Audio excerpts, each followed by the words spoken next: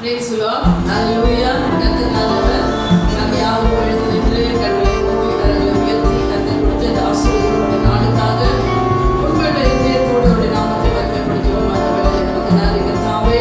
நல்லவரே, நன்றியோடு ஸ்தோத்திரிக்கிறோம். சர்வ வல்லவரே, போதுமானவரே, இதோ கடந்த வாரம் முழுவதுமாய் எங்களை கண்ணீர் மணிப்போல் காத்தவரே, நன்றியோடு ஸ்தோத்திரிக்கிறோம். தகப்பனே, நீர் கொடுத்த இந்த ஆசீர்வதிக்கப்பட்ட அப்பா கர்த்தாவே, நாளுக்காக உமக்கு கோடான கோடி நன்றி. நேற்று முழுக்க இரவு முழுக்க கர்த்தாவே எங்களை அப்பா உம்முடைய சிறையில மறைத்து பாதுகாத்ததற்காக ஸ்தோத்திரிக்கிறோம்.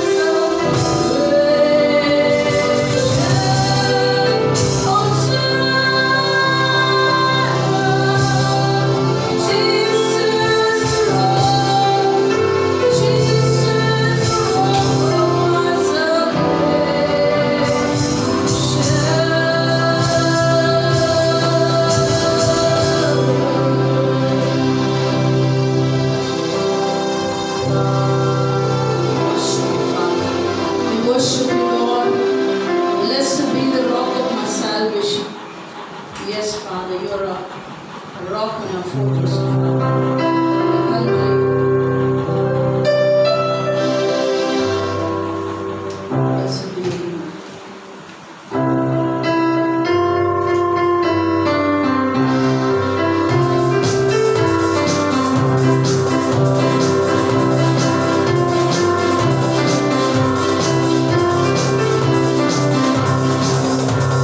Israel, tu digai, Deus, Deus, Deus, Deus,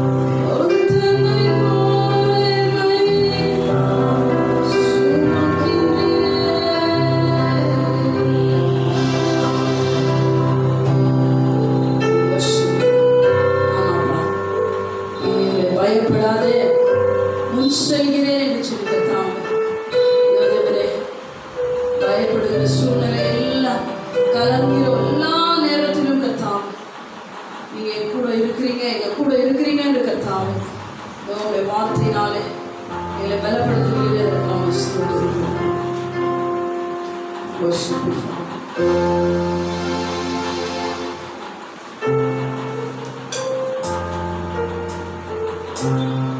Yes, Father.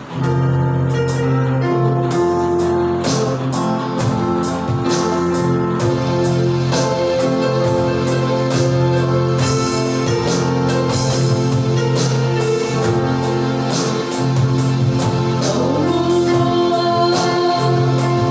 I know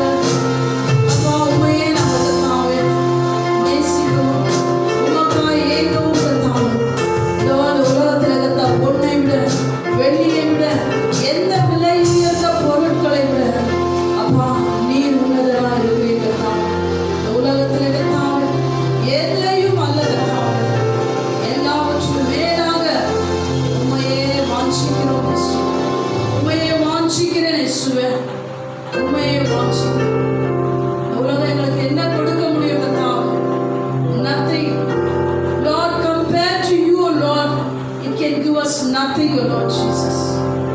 அப்பா இந்த உலகம் உம்முடைய கர்த்தாவே அன்பையும் உம்முடைய மனதுருக்கத்தையும் உம்முடைய நீதியும் பரிசுத்தத்தையும் உம்முடைய விலையேற பெற்ற அன்பையும் நாங்கள் கர்த்தாவே இந்த வேளையில யோசித்து பார்க்கும்போது இந்த உலகம் எதுவும் கொடுக்க முடியாதுப்பா. And what can this world offer? And all I desire is you, O Father. Thank you so much, O Lord. Blessed be your name, O Lord Jesus.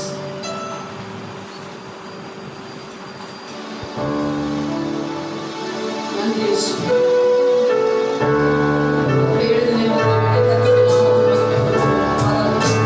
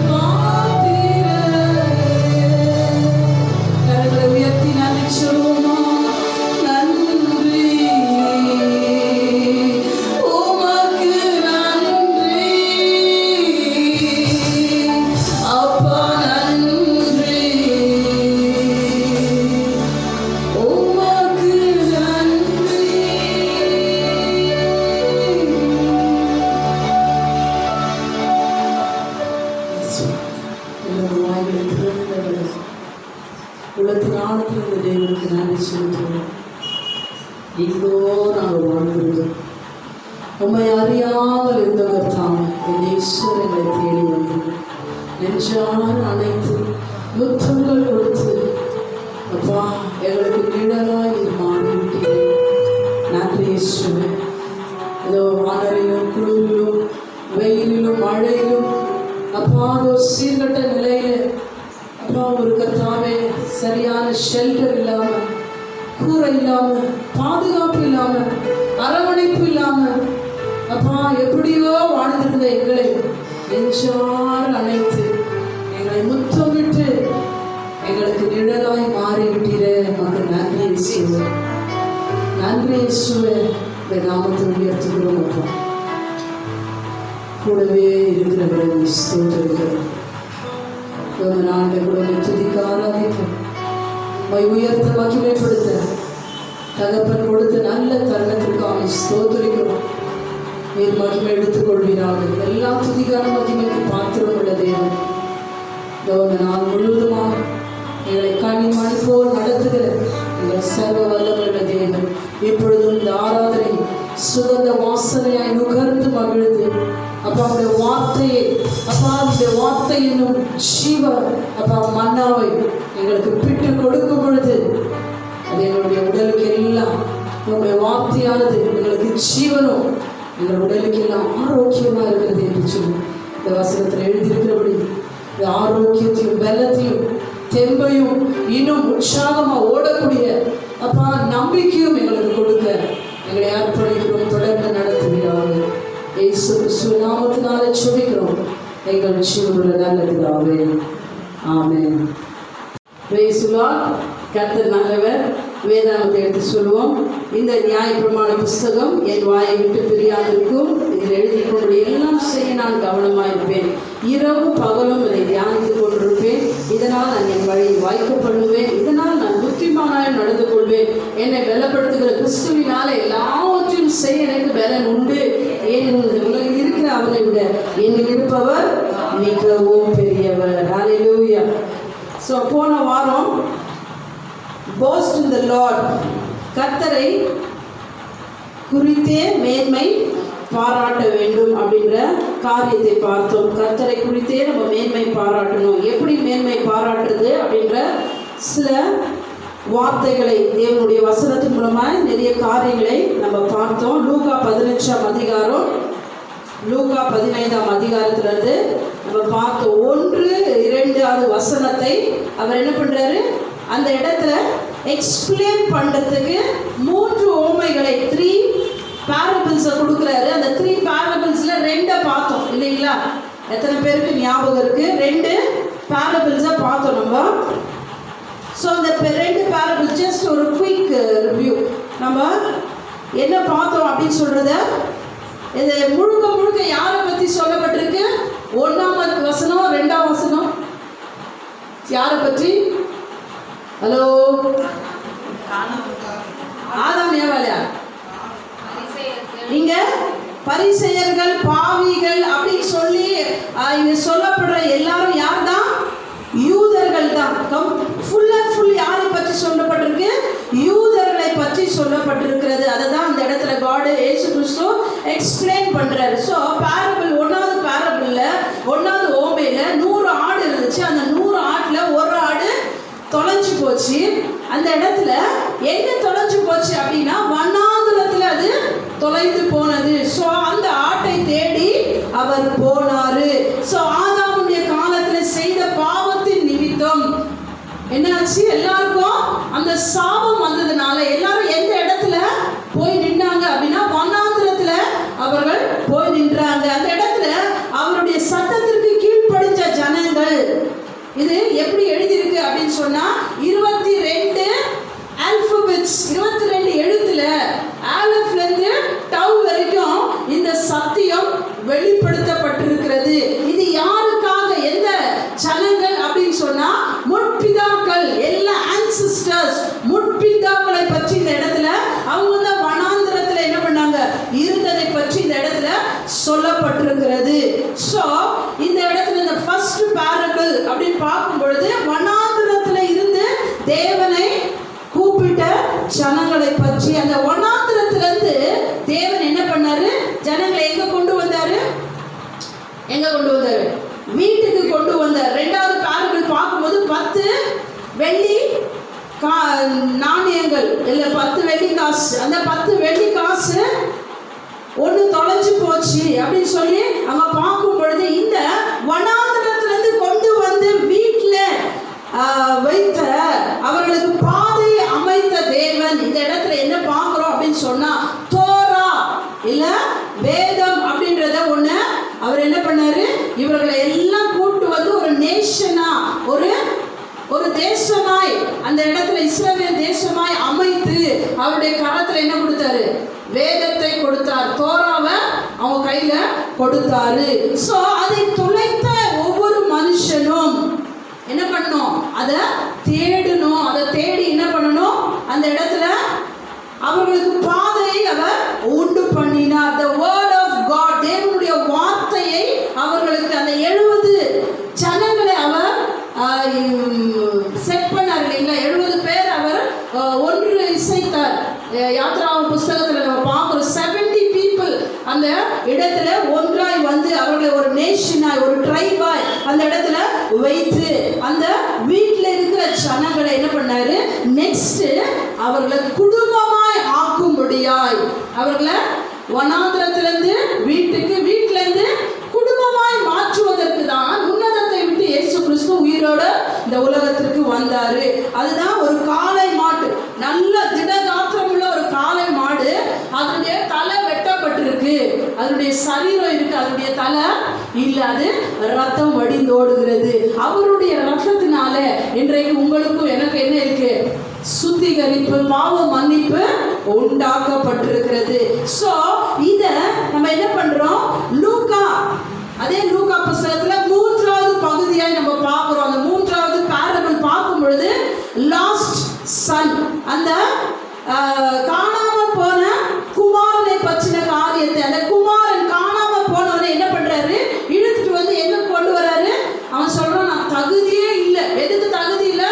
ஒரு மகனா இருக்க தகுதியே இல்லாதவனை குடும்பத்தோடு இணைக்கிறார். ஹல்லேலூயா. சோ இதை நம்ம என்ன பண்ண போறோம்?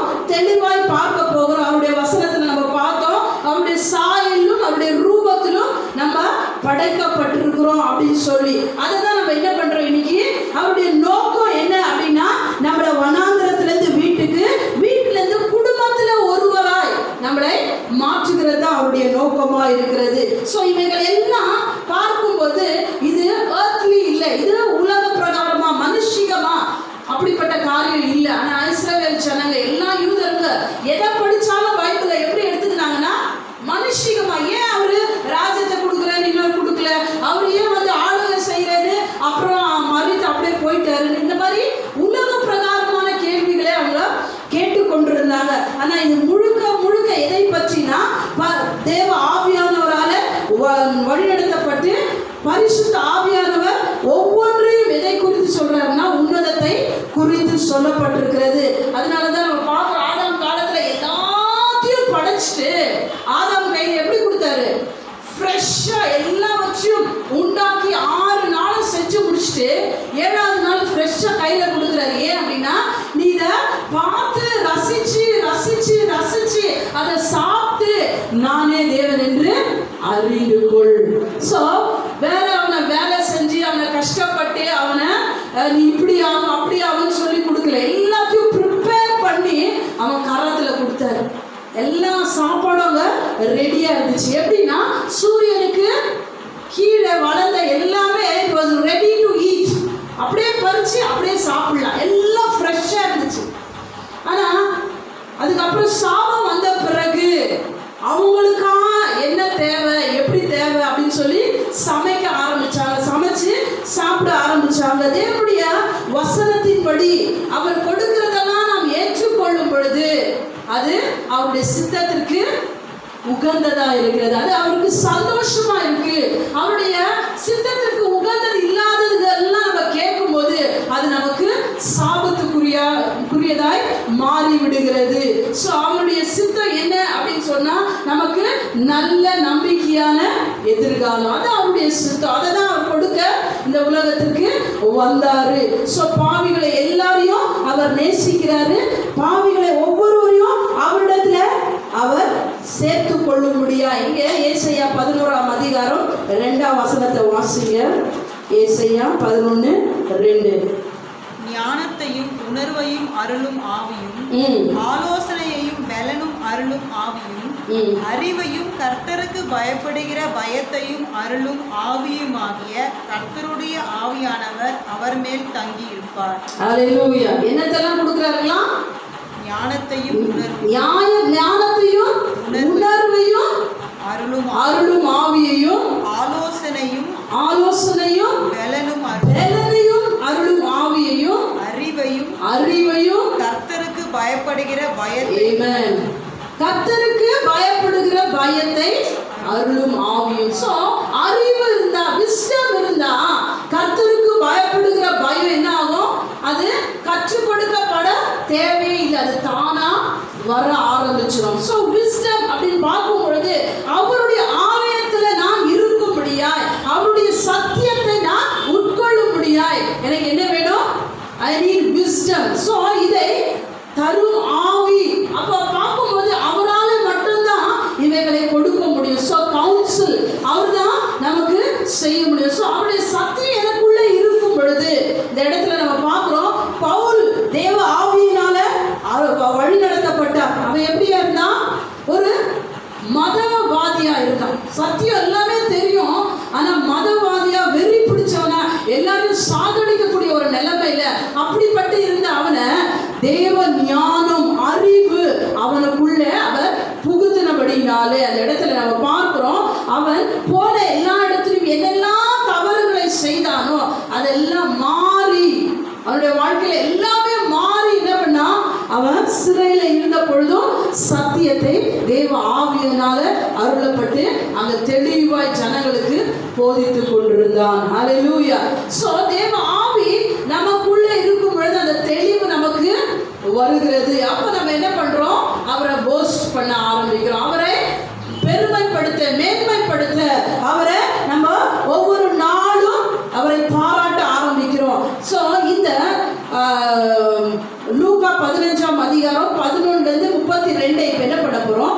தெளிவாய் பார்க்க போறோம். எப்படி பார்க்க போறோம் அப்படின்னு சொன்னா, உன்னதத்தின் தேவன் ஒரு தகப்பன் இந்த பெரிய குமாரனையும் சின்ன குமாரனையும் எப்படி பார்க்கிறார் அப்படின்றத நம்ம என்ன பண்ண போறோம்?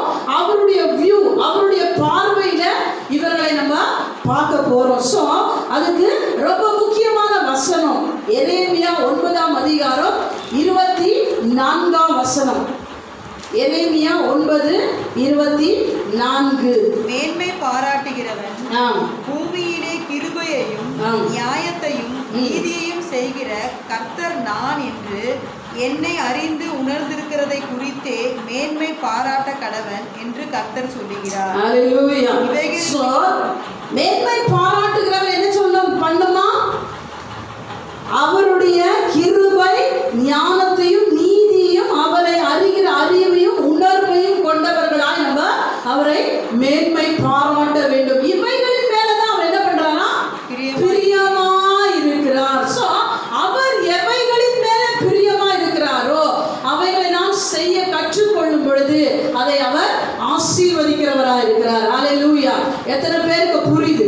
அவர் எவைகள் மேல பிரியமா இருக்கிறாரோ அதை நம்ம செய்ய நம்ம வழி நடத்தப்படும் பொழுது அதை அவர் ஆசீர்வதிக்கக்கூடியவராக இருக்கிறார். யோவான் 1ஆம் அதிகாரம், யோவான் 1ஆம் அதிகாரம் 1-5 வசனத்தை அந்த இடத்துல வாசிங்க.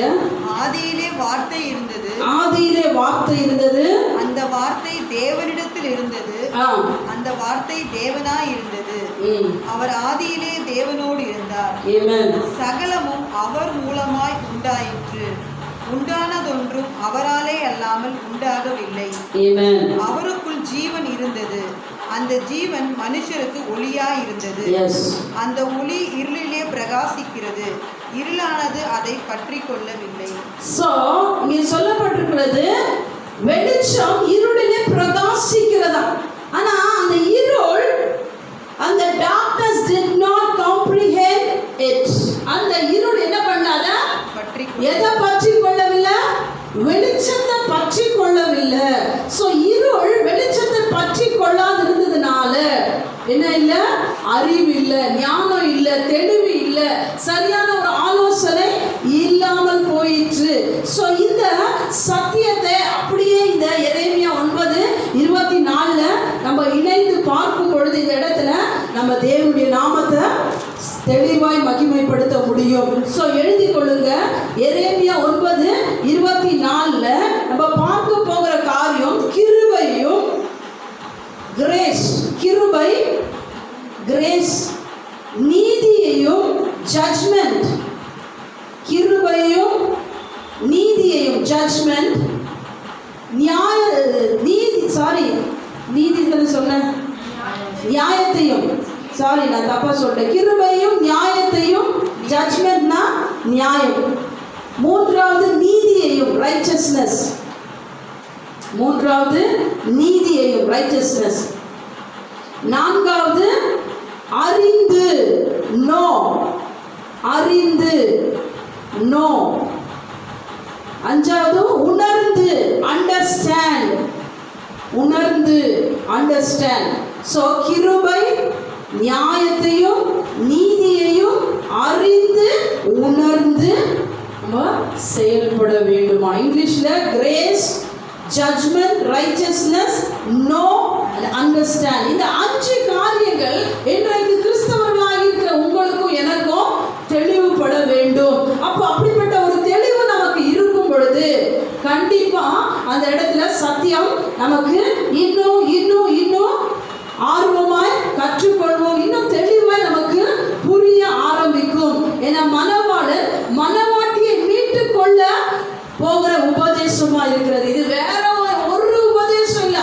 அந்த ஆள் ஒரு உபதேசம் சொல்றான், இந்த ஆள் ஒரு உபதேசம் சொல்றான், ஒவ்வொருத்த இஷ்டத்துக்கு இஷ்டமா சொல்றான் அப்படின்றது இல்லை.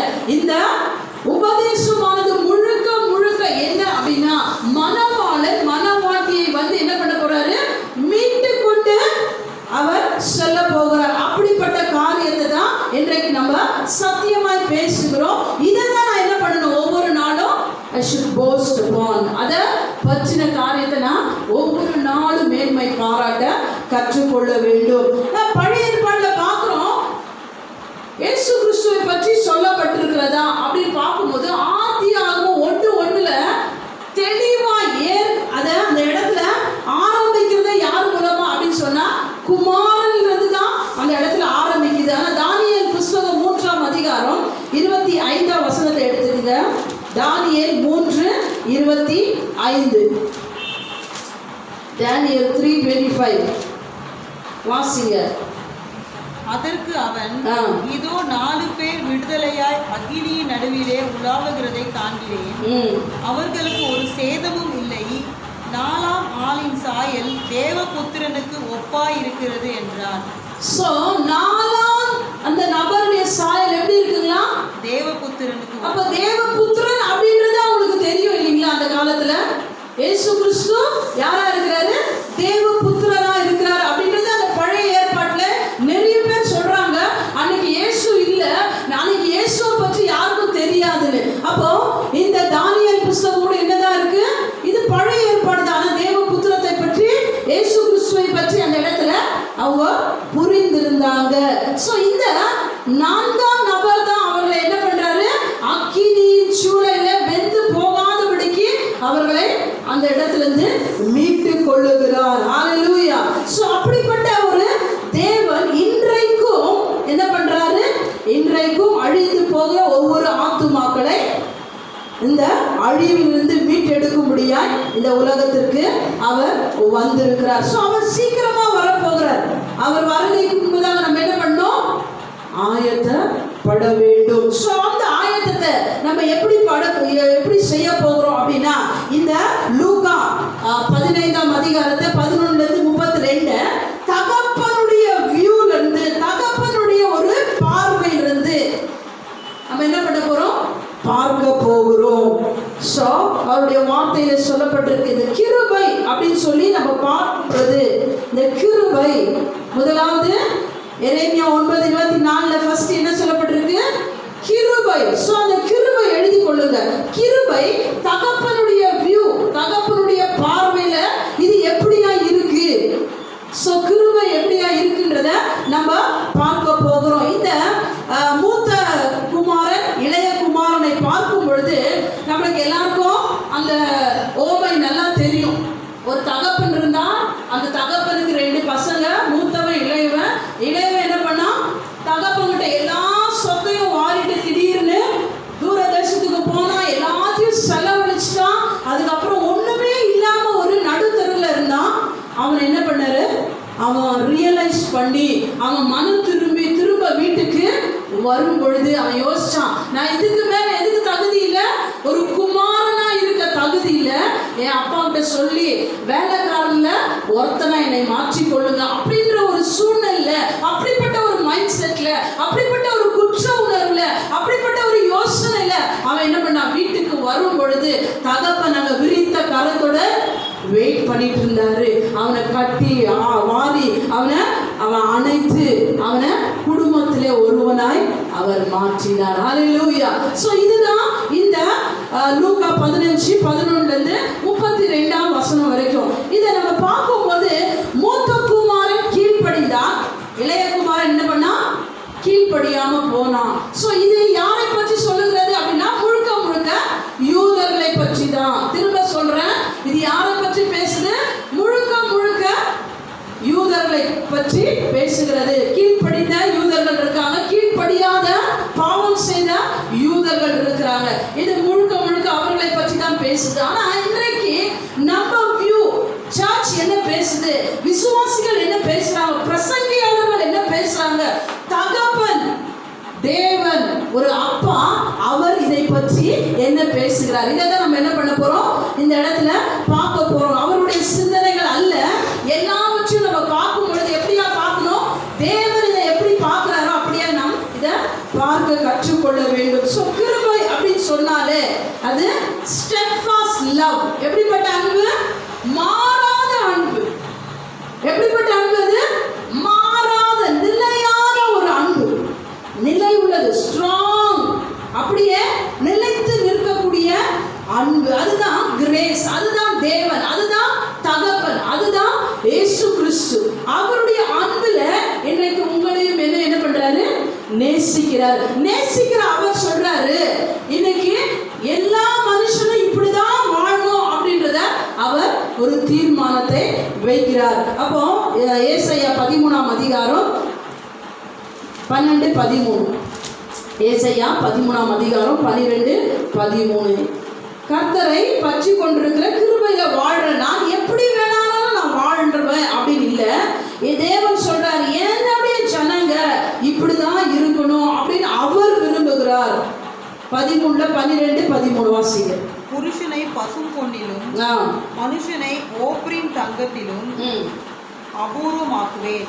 என்னவாக்குவேன், அபூர்வமாக்குவேன். எப்படி எல்லாம் அபூர்வமாக்குவாராம், புருஷனை பசும் பொன்னிலும் மனுஷனை ஓப்ரீம் தங்கத்திலும் என்ன எப்படி பண்ணுவாரு, அபூர்வமாக்குவார். So I will make, நான் மனுஷனை இப்படியாய் மாற்றுவேன் அப்படின்னு தான் சொல்றாரு. நீ எப்படி வேணாலும் மாறிக்கோ கிருபையை கொண்டு அப்படின்னு அவரு சொல்லவே இல்லை இந்த இடத்துல. So God's grace பார்க்கும் பொழுது அது நம்ம யாவருக்கும் தகுதி இல்லா ஜனங்களுக்கு கொடுத்திருக்கிறது உண்மைக்கு உண்மைதான், அதுல எந்த ஒரு மாற்றமும் இல்லை. ஆனா அவருடைய அந்த சித்தத்திற்கு அவர் I will make அப்படின்னு சொல்றாரு, நான் இப்படியா உருவாக்குவேன் அப்படின்னு சொல்றாரு இல்லைங்களா. அதற்கு யாரெல்லாம் இணங்கி போலையோ, யாரெல்லாம் ஒத்து போலையோ, யாரெல்லாம் கீழ்ப்படியோ அவங்களுக்கு என்ன இருக்கு, கண்டிப்பா பனிஷ்மெண்ட் இருக்கு. அடுத்தது வசனம் வாசிங்க. இது நிமித்தம் சேனைகளின் கர்த்தருடைய உக்கிரத்தினால் அவருடைய கடும் கோபத்தின் நாளிலே பூமி தன்னிடத்தை விட்டு நீங்கும்படி வானத்தை அதிர பண்ணுவேன். எப்படி அதிர பண்ணுவாரா, எப்போ அவருடைய சித்தத்திற்குள் அது இல்லையோ I will make.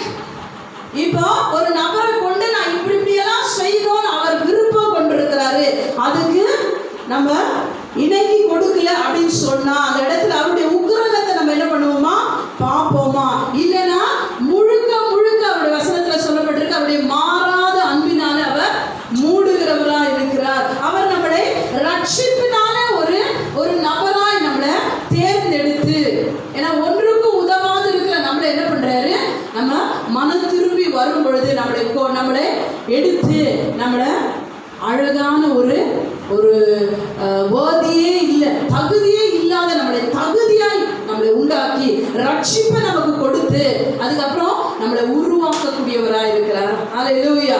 ஸோ எப்படி உருவாக்குறாரு அப்படின்னு சொல்லி பார்க்கும் பொழுது எபிரேயர் 2ஆம் அதிகாரம் 4ஆம் வசனத்தை வாசிங்க. எபிரேயர் 2:4.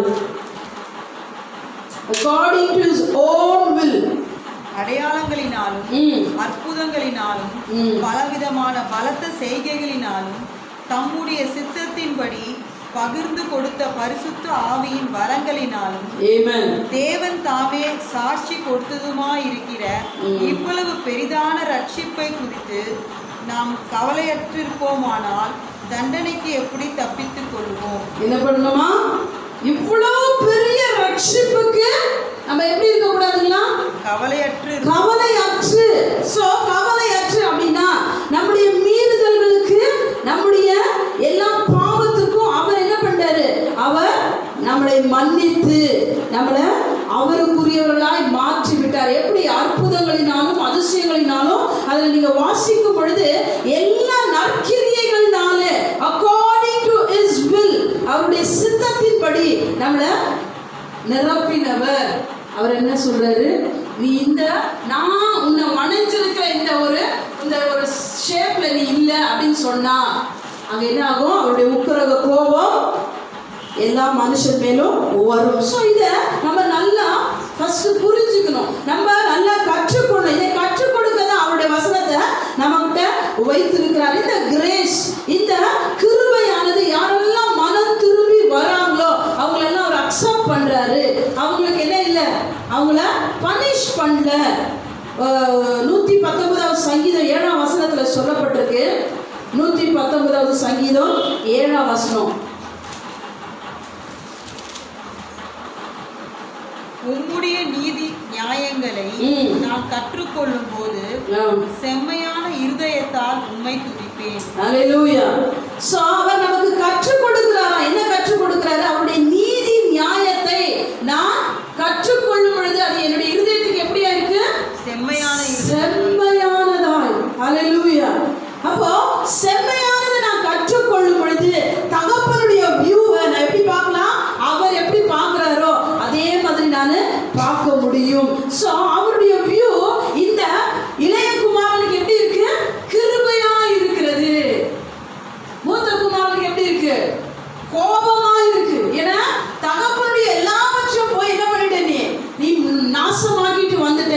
ஆனா இந்த இடத்துல நம்ம பார்க்கிறோம், தகப்பனுடைய வியூல அதை பார்க்கும்போது அந்த மாறாத அன்பினால அவனை பார்க்கிறாரு. அவனை பார்க்கும்போது நிலையான ஒரு அன்பினால அவர் பார்க்கிறாரு. ஸோ அவர் பார்க்கிற அந்த விதம் பார்க்கும் பொழுது அந்த இடத்துல நம்ம பார்க்கிறோம், எரேமியா 9:24 கிருபைக்கு அடுத்தது என்ன இருக்கு? நியாயம் இருக்கிறது.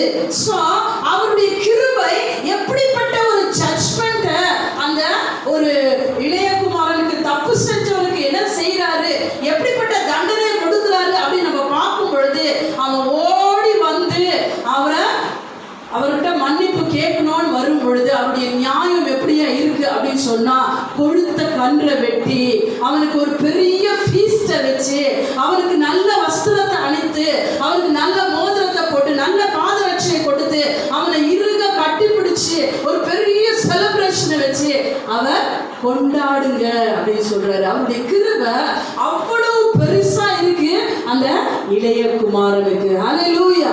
சோ அவருடைய நியாயம் எப்படிப்பட்டதா இருக்கு? மூத்த குமாரன் பார்க்கும்போது அது நியாயமா தோணவே இல்லை. ஏன்னா அவன் செஞ்சதெல்லாம் தப்பு தான். அவனுக்கு எப்படி நீங்க இப்படி செய்யலாம்? ஆனா தேவனுடைய தகப்பனுடைய வியூல அவருடைய நியாயமானது மன்னிக்க கூடியதா இருக்கிறது.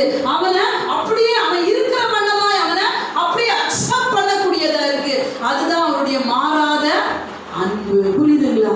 ஹல்லேலூயா. அவருடைய மாறாத அன்பு அப்படி அவர் ஏற்றுக்கொள்ளுகிறார். ஆனா ஒண்ணு நம்ம தெரிஞ்சுக்கணும், இந்த ரட்சிக்கப்படுற ஒவ்வொரு பாவிக்கும் என்ன இருக்கு அப்படின்னு சொன்னா, அவன் திரும்ப தேவனிடத்துல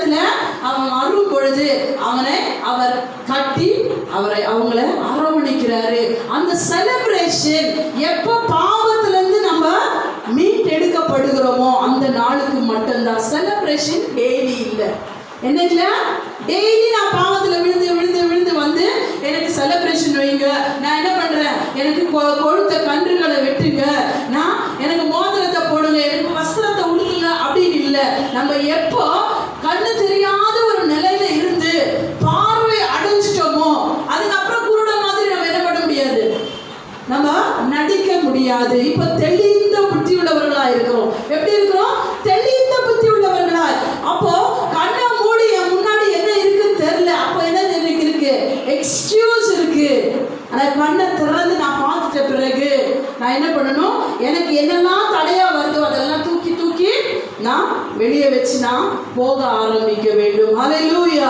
சோ ஒரு நாள் அந்த இளையகுமாரன் மரித்திருந்தான். இப்ப எப்படி இருக்கிறான்? உயிரோடு எழுந்திருக்கிறான். சோ அவனுக்கு அந்த இடத்துல ஒரு பெரிய செலிப்ரேஷன், பெரிய ஃபீஸ்ட் வச்சு அவனை கொண்டாடுறாங்க. இதுதான் தகப்பனுடைய வியூ. ஒரு பாவியா இருக்கிற ஒரு மனுஷனுக்கு அவர் காட்டுகிற இரக்கம், அவர் காட்டுகிற கிருபை, அவர் மன்னிக்கிற மன்னிப்பு, அவனுக்கு கொடுக்கிற ஒரு புது வாழ்வு, இவைகள் எல்லாம் பார்க்கும் பொழுது நம்ம அவருக்குள்ள என்ன பண்றோம், புது சிருஷ்டிகளாய் மாறி விடுகிறோம். ஹல்லேலூயா. அப்போ அவருடைய நியாயம் எப்படி இருக்கு? இன்னைக்கு மனுஷன் நம்மளை எப்படி ஜட்ஜ் பண்றாங்க அப்படி இருக்குங்களா? இல்லவே இல்லை.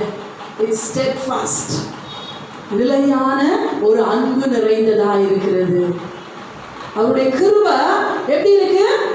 மாறாதவைகளா இருக்கிறது. அந்த மாறாத கிருபையை ஒரு தகுதி இல்லாத ஒரு மனுஷனுக்கு கிருபை செலுத்துகிறது அப்படின்றது உலகத்தானுக்கு அது முடியாததா இருக்கிறது. ஆனா தேவனுக்கு அது கூடும். பைபிள் எழுதியிருக்கு, மனுஷனால் கூடாதது தேவனாலே கூடும். சோ அது தேவனுக்கு கூடக்கூடிய முடியக்கூடிய காரியமா இருக்கிறது. சங்கீதம் 119ல 132 வசனம் சொல்லப்பட்டிருக்கு. 119ல 132, look upon me and be merciful to me as your custom is toward those who love your name. வாசிங்க. உம்முடைய நாமத்தை நேசிக்கிறவர்களுக்கு வழங்கும் நியாயத்தின்படியே என்னை நோக்கி பார்த்து எனக்கு இரங்கும். ஹல்லேலூயா. திரும்ப வாசிங்க. உம்முடைய நாமத்தை நேசிக்கிறவர்களுக்கு, உம்முடைய நாமத்தை நேசிக்கிறவர்களுக்கு வழங்கும் நியாயத்தின்படியே. ஆமென். யார் வழங்கும் நியாயம்? அவர் வழங்கும் நியாயத்தின்படியே என்னை நோக்கி பார்த்து எனக்கு இரங்கும். ஆமென். ஹல்லேலூயா. சோ அவர் வழங்குகிற நியாயம் மனுஷன் வழங்குகிற நியாயத்தை போல இல்லவே இல்லை. மனுஷன் ஜட்ஜ் பண்றத போல இல்லை. அவருடைய நியாயம் எப்படி இருக்கீங்க? மூத்த குமாரனுக்கு அது தப்பா தோணுது. ஆனா தேவனுக்கு, பிதாவுக்கு, தகப்பனுக்கு எப்படி தோணுது? இதுதான் என் நியாயம். அவனுக்கு நான் செலுத்துகிற, நான் கொடுக்கிற ஜட்ஜ்மெண்ட் என்ன அப்படின்னு சொன்னா, ஒரு நாள் அவன் மரித்திருந்தான், ஒரு நாள் என்னை விட்டு விலகி இருந்தான், இப்ப எப்படி இருக்கிறான்? அவன் உயிரோடு எழுப்பி வந்திருக்கிறான். காணாம போன திரும்பி கிடைச்சிருக்கிறான். அப்போ அவனுக்கு நான் செலுத்துற நியாயம் எப்படியா இருக்கு அப்படின்னா, நான் என்ன பண்றேன், அவனை நேசிக்கிறேன். எப்படிப்பட்ட அன்பில? அவருடைய கிருபை, அவருடைய கிருபை எப்படி இருக்கு? அது மாறாதவைகளா இருக்கிறது. அந்த கிருபையில நான் அவனை நேசிக்கிறேன். என் ஜட்ஜ்மெண்ட் எப்படி இருக்குன்னா, அவனை நான் மன்னிக்கிறேன், அவனை ஏற்றுக்கொள்ளுகிறேன், அவனை என்ன பண்ண போறேன், ஒரு பெரிய செலிப்ரேஷன் வச்சு அவனை நான் வீட்டுக்கு அழைத்து கொள்ள போகிறேன். இதுதான் அவருடைய அன்பு. ரிப்பெண்ட் ஆகிற ஒவ்வொரு மனுஷனுக்கும், திரும்பி வருகிற ஒவ்வொரு மனுஷனுக்கும் அவர் செலுத்துகிற அவருடைய ஜட்ஜ்மெண்டா இருக்கிறது. இது எப்படி இருக்கு அப்படின்னு சொன்னா, மத்தேயு புஸ்தகத்துல 20ஆம் அதிகாரத்துல ஒரு வீட்டு எஜமான் என்ன பண்றாரு, காலையில போயிட்டு அவனுடைய திராட்சை தோட்டத்துல வேலை செய்யணும்னு நிறைய பேரை கூப்பிடுறாரு. யாரெல்லாம் கூப்பிடுறாருன்னா, காலையில ஒரு செட் ஆஃப் பீப்புளை கூப்பிடுறாரு, அதுக்கப்புறம் மதியம் ஒரு செட் ஆஃப் பீப்புள், அப்புறம் ஈவினிங் ஒரு செட் ஆஃப் பீப்புள். கொஞ்சம் வேலை முடிய போகிற அந்த ஒரு மணி நேரத்துல திருப்பி கூப்பிடுறாரு. இவர் என்ன சொல்றாருன்னா, கூப்பிடுற ஒவ்வொரு மனுஷனுக்கும் 4ஆம் வசனம் நீங்க வாசிங்க. நீங்களும் திராட்சை தோட்டத்துக்கு போங்கள், நியாயமானபடி உங்களுக்கு கூலி கொடுப்பேன் என்று. எப்படி கொடுப்பாரா? நியாயமானபடி. இப்போ மனுஷனுடைய நியாயம் அந்த இடத்துல நம்ம பார்க்கிறோம். அவர் காலையில இருந்து ஈவினிங் வேலை செஞ்சவங்களுக்கும், ஒரு மணி நேரத்துக்கு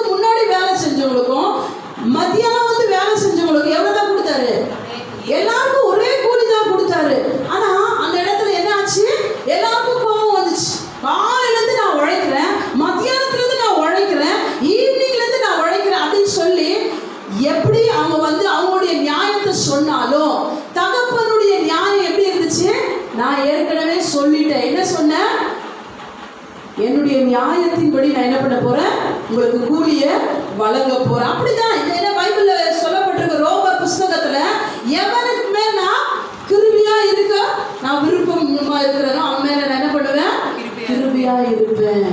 9:15 வசனத்துல சொல்லப்பட்டிருக்கு. அவருடைய இஷ்டம், அவருடைய இட்ஸ் இஸ் விஷ், அவருடைய சித்தமா இருக்கிறது அப்படின்னு சொல்லி பார்க்கிறோம். யார் மேல இரக்கமா அவர் இருக்க விருப்பம் உள்ளவரா இருக்கிறாரோ அவங்க மேல அவர் இரக்கத்தை வெளிப்படுத்துகிறார். ஸோ இன்றைக்கு உங்க மேல என் மேலையும் அவருடைய இரக்கத்தை வெளிப்படுத்திருக்கிறாரா அப்படின்னா ஆமா. ஏன்னா இன்னைக்கு உயிரோட இருக்கிறோம், வாழ்றோம், சாப்பிடுறோம், நடக்கிறோம், என்ன பண்ணிட்டு இருக்கிறோம், அவருடைய எல்லா நற்கிரியைகளை, எல்லா நல்ல ஆசீர்வாதங்களை ஒவ்வொரு நாளும் அனுபவிச்சுட்டு இருக்கோம். அதனால அவருடைய இரக்கம் இருக்கா இல்லையா, அதிகமாய் கொடுத்திருக்கிறார். அவருடைய கிருபையினால நம்மள மூடி இருக்கிறார். சோ ரோமர் 9:15 வசனத்துல நம்ம வாசிக்கும் பொழுது வாசிங்க. அவர் மோசேயை நோக்கி, எவன் மேல் இரக்கமா இருக்க சித்தமா இருப்பேனோ அவன் மேல் இரக்கமா இருப்பேன், எவன் மேல் உருக்கமா இருக்க சித்தமா இருப்பேனோ அவன் மேல் உருக்கமா இருப்பேன் என்றார். ஹல்லேலூயா. சோ சொல்றாரு, எவன் மேல இரக்கமா இருக்க எனக்கு சித்தம் இருக்கோ அவன் மேல நான் இரக்கமா இருப்பேன், எவன் மேல உருக்கமா இருக்க எனக்கு சித்தம் இருக்கோ அவன் மேல உருக்கமா இருக்கு. அதை கேள்வி கேட்க நீ யார்? சோ பாக்குறோம் அவருடைய கிருபை மாறாதவைகள். அந்த இளையகுமாரனுக்கு அப்படியே ஊற்றினார் அவருடைய கிருபையை, அவருடைய நியாயத்தை வழங்கினார். எப்படி வழங்கினாரு? அவருடைய விருப்பத்தின்படி அந்த இடத்துல நியாயத்தை வழங்கினாரு. ஆனா நம்ம பாக்குறோம் தகப்பனுடைய வியூ நீதிக்கு எப்படி இருக்கு அப்படின்னு சொல்லி நம்ம பார்க்கும்போது 3வது காரியம் அவருடைய நீதி. இந்த இடத்துல நம்ம பார்க்கிறோம் 3வது அவருடைய நீதி. அவருடைய நீதியை எப்படி வெளிப்படுத்துகிறார் அப்படின்னா, இந்த இடத்துல மூத்த குமாரன் எல்டர் பிரதர் அவன் ரொம்ப கீழ்ப்படிந்தவனா இருந்தான் தகப்பனுக்கு. சோ அவன் எந்த ஒரு மிஸ்டேக்கும் பண்ணல. ஆனா என்ன அவன் தப்பு செஞ்சான்னா தகப்பனை புரிஞ்சுக்கல. என்ன பண்ண? தகப்பனை புரிஞ்சுக்கல. did not understand. இன்னைக்கு ரொம்ப வருஷ காலமா இயேசுவை நம்மளுக்கு தெரியும். ரொம்ப சின்னதுல இருந்தே நான் பைபிள் வாசிக்கிறேன், எனக்கு ரொம்ப ஜீசஸை பிடிக்கும், மற்றவங்க என் வீட்டில் என் குடும்பத்தில் இருக்கிறவங்களோட நான் தான் அதிகமாக கர்த்தரோட நெருங்கி இருக்கிறேன் அப்படின்னு சொன்னாலும் தேவனை அறிகிற அறிவு எனக்கு இல்லைன்னா, ஸோ இவன் தகப்பனோட அப்படியே ஒட்டி இருந்தான். யாரு? மூத்த குமாரன். ஆனால் அவரை புரிஞ்சுக்கல. என்ன யூஸ்? ஒட்டி இருந்து புரிஞ்சுக்கலனா யூஸ் இல்லை. ஸோ இங்க அவனுக்கு ரொம்ப கோபம் வருது. ஏன்னா அவன் எல்லாத்தையும் இது இழந்து வந்தான். அவன் எவ்வளோ என் தகப்பனை எவ்வளோ மோசமா அவன் ட்ரீட் பண்ணான். அவனை மன்னிச்சாரு, அவனுக்குன்னு ஒரு ஃபீஸ்ட் வச்சாரு, அவனுக்குன்னு ஒரு கொழுத்த கன்றை வெட்டினாரு. ஸோ அவனுக்கு ரொம்ப டென்ஷனா இருக்கிறது. அப்ப இங்க நம்ம பார்க்கிறோம் அவருடைய தகப்பனுடைய வியூ இந்த இடத்துல தம்பிக்கு எப்படியா இருக்கு? அவருடைய ஜட்ஜ்மெண்ட் நல்லதா இருக்கிறது, மன்னிப்பா இருக்கிறது. அவருடைய ஜட்ஜ்மெண்ட் எப்படி இருக்கு? அவனை ஏற்றுக்கொண்டதா இருக்கிறது. எல்லாமே சரிதான். ஆனா இங்க சொல்றாரு, என் நீதி உனக்கு நேற்றும் இன்றும் என்றும் மாறாதவைகளா இருக்கிறது. ஹல்லேலூயா. என்ன பைபிள்ல எழுதியிருக்கு, ஒரு மனுஷன் அவன் ஃபேத்ஃபுல்லா இல்லாத நேரத்துல நான் உனக்கு ஃபேத்ஃபுல்லா இருக்கிறேன் அப்படின்னு சொல்றாரு இல்லைங்களா? இங்க சொல்லப்பட்டிருக்கிறது அவருடைய நீதியின் நிமித்தம் அந்த வீட்டில் இருக்கிற எல்லா ஆஸ்தியும் யாருக்கு தான் சொந்தமானது? மூத்த குமாரனுக்கு தான் சொந்தமானது. அது என்ன பண்ண அவனுக்கு? அவன் அறிவுக்கு எட்டவே இல்லை. ஸோ நீதி அப்படின்னு சொல்லி பார்க்கும்போது நான் ஏற்கனவே சொன்னேன், இந்த 15ஆம் அதிகாரம் லூக்கால 1-2 அந்த இடத்துல நிறைய பேர் யூதர்கள் என்ன பண்றாங்க? ஜீசஸை பார்த்து நியாயம் செய்யறாங்க. ஏன்னா இவர் எங்க போறாரு? பாவிகிட்ட போறாரு, அவங்க கூட உட்காந்து பேசுறாரு, அங்க சாப்பிடுறாரு அப்படின்னு சொல்லும் பொழுது அந்த இடத்துல அவர்களுக்கு என்ன பண்றாரு? தெளிவுபடுத்துறாரு. என்ன தெளிவுபடுத்துறாருன்னா, நீ என் கூட பர்ஃபெக்ட்டா அப்படியே இருக்கிறியா? கண்டிப்பா நான் என்ன பண்ண மாட்டேன், உன்னுடைய பொசிஷனை விட்டு நான் தள்ளவே மாட்டேன். உன்னுடைய பொசிஷன் எப்பவுமே நீ இருக்கிற நிலை எப்பவுமே அதுதான், அதுல இருந்து நீ ஒருபோதும் மாறவே இல்லை. ஹல்லேலூயா. உன்னுடைய நிலை என்ன ஆகல? இன்னும் மாறவே இல்லை. அதை புரியாத நீ தேவ நீதியில நிக்கிற நீ என்ன பண்ற? ஏன் உனக்கு கோபம்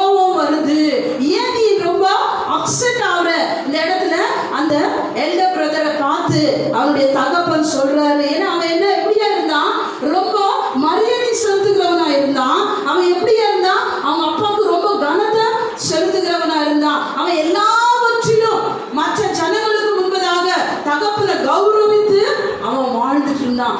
அவன் தகப்பனை அவமானப்படுத்தினான். சின்னவன் என்ன பண்ணிட்டான்? அவரை அவமானப்படுத்திட்டான். 10 பேர் பார்த்து, சி உன் பையனை இப்படிதான் வளர்த்துனியா நீ அப்படின்னு கேட்குற அளவுக்கு, அவருடைய தலை குனிற அளவுக்கு அவ்வளவா அவரை வெட்கப்படுத்திட்டான். ஆனா அவன் மூத்தவன் என்ன பண்ணல? அவரோடு ஒட்டி இருந்து அவருடைய எல்லா வார்த்தைக்கு கீழ்ப்படிந்து கீழ்ப்படிந்து கீழ்ப்படிந்து அவன் செய்து வந்த காரியம் கண்டிப்பா அவனுடைய நிலை அந்த இடத்துல மாறவே இல்லை. அல்லேலூயா.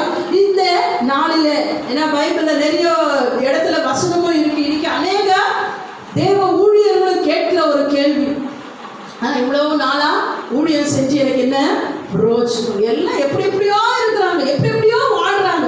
இன்னைக்கு விசுவாசிங்க கேட்கிற கேள்வி அதுதான், எப்படியெல்லாம் இருக்கிறாங்க. ஆனா அவங்களெல்லாம் என்ன பண்றாரு? அப்படியே உயர்த்துறாரு. எவ்வளோ உயர்ந்து போயிருக்கிறாங்க, அவங்க எவ்வளோலாம் தப்பு செய்யறாங்க. ஆனா ஏன் நிலைமை ஏன் இப்படியே இருக்கு? அந்த கேள்வி வேண்டாம். ஏன்னா நம்ம பொசிஷன் என்ன ஆகல, இன்னும் மாறல. இது தேவனுடைய உன்னதத்தின் வியூல இருந்து நம்ம பார்க்கும் பொழுது அவர் இப்பொழுதும் நீதி உள்ளவராக இருக்கிறார். இப்பொழுது என்ன ஆகல, நீதியில அவர் மாறவே இல்லை. அவருடைய நீதியை எந்த ஒரு மனுஷனுக்கு என்ன பண்ண மாட்டாரு, அவர் விட்டு கொடுக்கவே மாட்டார். அவருடைய நீதி எப்பொழுதும் உண்மை உள்ளதா, எப்பொழுதும் அப்படியேதான் இருக்கிறது அப்படின்னு சொல்லி பார்க்கிறோம். ஆனா ஹெவன் ஃபோக்கஸ் பண்ற ஒரு முறையில நம்ம பார்க்கும் பொழுது இந்த நீதியின் தேவன் அவருடைய வார்த்தையும் அவருடைய ஆலயத்தையும் ஒவ்வொரு நாளும் என்ன பண்றாரு? அது அவருடைய வார்த்தை கொண்டு ஆலயத்தை கட்டி கொண்டு வருகிறார். ஸோ அந்த உலக ஆசீர்வாதம் நமக்கு யாவருக்கும் இருக்கு. ஆனால் ஸ்பிரிச்சுவல் இன்ஹெரிட்டன்ஸ் அப்படின்னு பார்க்கும்போது இது யாருக்கு சொந்தமா இருக்கு? இந்த எல்டர் பிரதருக்கு, அவனுக்கு அது சொந்தமா இருக்கிறது. அந்த நீதியில அவன் நின்று கொண்டிருக்கிறதுனால அந்த காலத்துல எல்லாம் இப்ப வரைக்கும் ஃபர்ஸ்ட் மகனுக்கு என்ன சொந்தம்? ஆஸ்தியிலேயே டபுள் போர்ஷன். ஃபர்ஸ்ட் மகனுக்கு, ஃபர்ஸ்ட் மூத்த பிள்ளைக்கு எப்பவுமே என்ன கொடுப்பாங்க? ஆஸ்தியை பங்கிட்டு கொடுக்கும் போது அவனுக்கு 2 கொடுக்கணும். அதுதான் அவனுடைய பொசிஷன். ஸோ தகப்பன் வச்சிருக்கிற எல்லாவற்றிலும் 2 யாருக்கு சொந்தம்? மூத்த மகனுக்கு சொந்தமா இருக்கிறது. அதனால அவர் சொல்றாரு, இன்னைக்கு இருக்கிற நீதிமான்களும் சரி, யூதர்களும் சரி, அவர்கள் இன்னும் நீதியாய், பைபிள்ல சொல்லப்பட்டிருக்கிறது, நீதியா இருக்கிறவன இன்னும் நீதியா இருக்கட்டும், அசுத்தமா இருக்கிறவன் இன்னும் அசுத்தமா இருக்கட்டும். ஸோ நீதியா இருக்கிறவன் இன்னும் நீதியா இருந்தான், அவன் ஒரு காலத்துல என்ன ஆகல, அவன் பொசிஷன்ல இருந்து மாறவே மாற மாட்டான். நான் நல்லா ஜெபிக்கிறேன், துதிக்கிறேன், கர்த்தரை நான் தேடுறேன், நான் வருஷ காலமா அப்படியே என் தகப்பனோடு கூட தான் இருக்கிறேன், ஒட்டி இருக்கிறேன். ஆனா இளையகுமாரனுக்கு மட்டும் இப்படி செய்யறாரு, எனக்கு செய்யல அப்படின்ற உணர்வு நமக்கு வேண்டவே வேண்டாம். ஏன்னா நம்மளை ஒருபோதும் தூக்கி எரிய போறதுல நம்முடைய பொசிஷன், நம்முடைய இந்த நிலையும் சரி, நமக்கு கொடுத்திருக்கிற ஆசீர்வாதங்களும் சரி, அது இரட்டத்தனையாய் மாற போகிறது. ஹல்லேலூயா. சோ அப்படியாய் இந்த இஸ்ரவேல் ஜனங்களை, எல்லா யூதர்களையும் அவர் மாற்றி இருக்கிறார் அப்படின்னு சொல்லி பார்க்கிறோம். சோ இந்த எல்டர் பிரதருக்கு அவர் கொடுத்திருக்கிற இந்த ஆசீர்வாதங்கள் எல்லாமே அது பெருக போகிறது. அதை புரிஞ்சுக்கலனா அப்ப தகப்பனோடு கூட இருக்கிற அந்த உறவு எப்படி இருக்கிறது? வேஸ்டா இருக்கு. நான் பைபிள் வாசிக்கிறேன், கர்த்தரை தேடுறேன், ஜெபிக்கிறேன், ஆனா அவருடைய ஸ்டாண்டர்ட் எனக்கு என்ன அப்படின்றது நான் புரிஞ்சுக்கல அப்படின்னா அவன் தகப்பனோடு கூட இருந்தோம், அது வேஸ்டா இருக்கிறது. சோ இன்றைக்கு ஒவ்வொரு மனுஷனுக்கும் நீதியின் கிரீடம் வைக்கப்பட்டிருக்கிறது. ஏன் இந்த நீதியின் கிரீடம் வைக்கப்பட்டிருக்கிறது? இது யாருக்கு வைக்கப்பட்டிருக்கிறது? நீதிக்குன்னு ஒரு கிரீடம் எல்லாருக்கும் இருக்கணும். அது யாருக்கு வைக்கப்பட்டிருக்கிறது? இந்த மாதிரி எல்டர் பிரதர் மாதிரி, மூத்த குமாரன் மாதிரி நீதியில எப்பவுமே நிலைநாட்டப்பட்டிருக்கிற அப்படிப்பட்ட ஒரு மனுஷனுக்கு. ஏன்னா பலிபீடம் எப்பவுமே எனக்கு என்ன கொண்டு வரும்னா, பலிபீடத்தினுடைய உணர்வு என்ன அப்படின்னு சொன்னா, நான் பாவத்துல இருந்து மீட்டெடுக்கப்பட்டேன், நான் ரட்சிக்கப்பட்டேன். அதை தான் அப்பப்போ என்ன ஞாபகப்படுத்தும். அப்போ நான் என்ன பண்ணிட்டு இருக்க கூடாது? பலிபீடத்தை வச்சு அந்த இடத்துல நின்று அந்த இடத்த அப்படியே பிடிச்சிட்டு இருக்க கூடாது. இதோ எனக்காக பலி ஆயிட்டார், இதோ எனக்காக பலி ஆயிட்டார், இப்படி நான் நிற்காதபடிக்கு நான் முன்னேறி செல்ல கற்றுக்கொள்ள வேண்டும். அப்போ நான் என்ன பண்ணணும்? ஓவர் கமரா இருக்கணும். என்ன பண்ணணும்? முற்றிலும் ஜெயம் கொள்ளுகிறவர்களாய் இருக்க வேண்டும். அப்போ நான் இருக்கிற இடத்துலயே இருந்தேன்னா முற்றிலும் ஜெயம் கொள்ளுகிறவளா இருக்க மாட்டேன். கிறிஸ்தவ வாழ்க்கைன்றது தொடர்ந்து முன்னேறி செல்லிட்டே இருக்கும். முன்னேறி செல்வேன் தேவன் பின்னே. உலகத்துல இல்லை, எங்க அவருக்கு பின்ன நான் முன்னேறி செல்லிட்டே இருந்தேன்னா நான் சாக்ரிஃபைஸ் இடத்துல இருக்க மாட்டேன். போல்டா எங்க போவேன்? the most holy place. எந்த இடத்துக்கு? அவருடைய மகா பரிசுத்த ஸ்தலத்திற்குள். அது போல்டா இருந்தா தான் போக முடியும். பலிபீடத்துல நிக்கிறவங்க எல்லாம் இன்னைக்கு உலகத்துல இருக்கிற அநேக ஜனங்க பலிபீடத்துல நிற்பாங்க. ஏன்னா நீங்க சொல்லுங்க இயேசு தெரியும்னு அவனும் சொல்லுவான் எனக்கு இயேசு தெரியும். நீ சபைக்கு போயிருக்கிறியா? நானும் சபைக்கு போயிருக்கிறேன். நான் எப்பவுமே போவேன். நீயாவது அப்பப்போ கட்டடிச்சிருவேன், நான் எப்பவுமே போவேன். ஸோ உலகத்தானுக்கும் கிறிஸ்தவன் அப்பதான் ரட்சிக்கப்பட்டவனுக்கும் அங்கே என்ன இல்லை, ஒரு டிஃப்ரென்ஸ் தெரியவே தெரியாது. ஆனால் மோஸ்ட் ஹோலி பிளேஸ்ல போகிறதுக்கு எல்லாருமே போக முடியாது. அதுக்கு தான் எல்லாருக்குமே என்ன இல்லை, கர்த்தரை அறிகிற அறிவு இல்லை. இவ்வளோ நான் பேசினாலும் இப்போ எனக்கு எல்லாமே நம்மளுக்கு புரியலனால என்ன புரியும்? ஒரு சில சத்தியம் மட்டும்தான் புரியும். ஆனால் ஒரு சிலருக்கு அது கூட புரியாது. ஏன்? நான் பலிபீடத்தையே பிடிச்சிட்டு எனக்காக ஜீசஸ் வந்தார், எனக்காக மரிச்சார், எனக்காக ரத்தத்தை சிந்தினார், எனக்காக ஜீசஸ் வந்தார். அவருடைய கிருபையில நான் நின்றுட்டு இருக்கிறேன். அவர் கிருபை எனக்கு போதுமா இருக்கு. எப்படி அந்த இளையகுமாரன் ஓடி வந்து அவரை பிடிச்சிட்டானோ அந்த மாதிரி பிதாவாகிய தேவன் நம்மளை பிடிச்சிட்டு இருக்கிறாரு. நம்ம ரொம்ப நேசிக்கிறாரு. இன்னும் அந்த நேசத்திலேயே நிற்கிறாரு. இல்லை, நேசிச்சுட்டு திரும்ப அவன்கிட்ட என்ன சொல்றாரு? நீ செய்கிற எது ஒன்றும். அதுக்கப்புறம் அவனுடைய லைஃப் எப்படி இருந்திருக்கும்? ஒவ்வொரு வாட்டியும் அவன் வேலை செய்யும் பொழுது அந்த அவன் செஞ்ச தவறு ஞாபகத்துக்கு வந்துட்டே இருந்திருக்கும். அவன் ஒவ்வொன்றும் எடுக்கும் போது, ஒவ்வொன்றும் அந்த வீட்டில் செய்யும் பொழுது அவன் எப்படிப்பட்ட ஒரு நிலையிலேருந்து வந்தான்றத அவனுக்கு அது ஞாபகப்படுத்திட்டே இருந்தது. ஸோ அதுதான் நம்ம எந்த இடத்துல இருந்தோம், எந்த இடத்துல கர்த்தர் நம்மளை கொண்டு வந்திருக்கிறார் அப்படின்றத நம்ம இன்றைக்கு புரிந்து கொள்ள வேண்டும். ஒவ்வொரு மனுஷனுக்கும் கர்த்தர் என்ன கொடுத்திருக்கிறார் அப்படின்னு சொன்னா அவருடைய கிருபையை கொடுத்திருக்கிறார். அவருடைய நியாயத்தை இன்றைக்கு வெளிப்படுத்திருக்கிறார். அவருடைய நீதி அவரோடு ஒட்டி இருக்கிற எல்லா மனுஷனுக்கும் அவருடைய நீதி மாறாதவைகளா இருக்கிறது. ஸோ அவர் இளையகுமாரனுக்காக மூத்த குமாரனை தூக்கி எரியவே இல்லை. ஆனா அவனுடைய நீதியில அவனை என்ன பண்றாரு? நடத்திட்டு தான் இருக்கிறாரு. அவருடைய நீதி யாருக்கும் அந்த இடத்துல அவர் விட்டு கொடுக்கவே இல்லை. கர்த்தர் நேற்றும் இன்றும் என்றும் அவர் மாறாதவராய் இருக்கிறதுனால அவருடைய நீதியில அவர் நிலைத்து நிற்கிறவராய் இருக்கிறார். ஆமோஸ் 3ஆம் அதிகாரம் 2ஆம் வசனத்தை வாசிங்க. நம்ம முடிச்சுட்டு அடுத்த வாரம் இன்னும் 2 அவரை அறியணும், அதில் நம்ம அதை உணரணும். அந்த 2 காரியத்தை அடுத்த வாரம் நம்ம பார்க்கலாம். ஆமோஸ் 2ஆம் அதிகாரம் 3ஆம் அதிகாரம் 2ஆம் வசனம். பூமியின் எல்லா வம்சங்களுக்குள்ளும் உங்களை மாத்திரம் அறிந்து கொண்டேன். ஆகையால் உங்களுடைய எல்லா அக்கிரமங்களின் நிமித்தமும் உங்களை தண்டிப்பேன். திரும்ப வாசிங்க. பூமியின் எல்லா வம்சங்களுக்குள்ளும் உங்களை மாத்திரம் அறிந்து கொண்டேன். பாருங்க, பூமியில வம்சங்களுக்கு எல்லாம் நம்மளை மட்டும்தான் அவர் என்ன பண்ணாராம்? அறிந்து கொண்டாராம். ஆகையால் உங்களுடைய எல்லா அக்கிரமங்கள் நிமித்தமும் உங்களை தண்டிப்பேன். ஸோ இங்க நீதியிலே நிற்கப்படுற ஒவ்வொரு மனுஷனுக்கும் இந்த தண்டனை இல்லை. ஆனா கிருபையை ஏற்றுக்கொண்டு அவருடைய நியாயத்துல சொகுசா வாழ்ந்து அவருடைய சத்தியத்தை தட்டி கழிக்கிற எல்லா மனுஷனுக்கும் அங்க என்ன இருக்கா? Evil punish. அங்க ரிப்பெண்ட் ஆகுறத பத்தி சொல்லல. யாரெல்லாம் அவருடைய வார்த்தைக்கு விரோதமாய் நிற்கிறார்களோ அவர்களை பற்றி தான் இந்த இடத்துல அவர் சொல்றாரு. ஆனா ரிப்பெண்ட் ஆகுறவங்களுக்கு அவருடைய கிருபை இருக்கு. ரிப்பெண்ட் ஆகுறவங்களுக்கு அவருடைய ஜட்ஜ்மெண்ட் எப்படியா இருக்கு? மன்னிப்பா இருக்கு. ரிப்பெண்ட் ஆன ஒவ்வொரு மனுஷனுக்கு எப்படி இருக்கு? அவருடைய நீதி நமக்கு ரிவார்டா இருக்கு. நம்ம எல்லாம் தகுதி உள்ளவர்களா? நீதியை பெற தகுதியா?